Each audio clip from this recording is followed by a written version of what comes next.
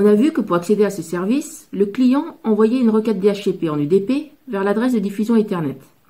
Comme on l'a vu, la diffusion ne passe pas les routeurs et ne concerne que le réseau physique sur lequel est connectée la machine. Voyez donc sur ce schéma que le serveur DNS étant ici sur le réseau vert, seules les machines sur ce même réseau vert pourront bénéficier de ce service DHCP.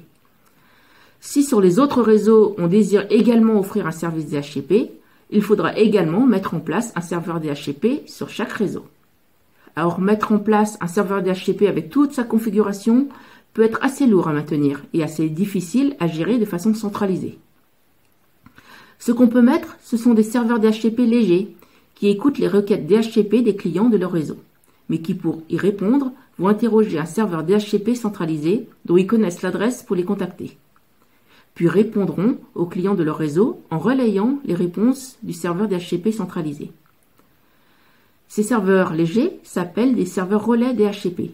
Par exemple ici, lorsqu'une machine du réseau rouge veut obtenir sa configuration réseau, il envoie un DHCP Discover sur son réseau. Le serveur DHCP relais du réseau rouge interceptera cette requête et la transmettra au serveur DHCP centralisé du réseau vert dont il connaît l'adresse. Le serveur DHCP vert générera un DHCP offer contenant les paramètres propres au réseau rouge ainsi que l'adresse IP libre du réseau rouge et enverra ce DHCP offer au serveur DHCP relais rouge qui les transmettra à la machine concernée. Et ainsi de suite pour tous les autres messages du protocole DHCP.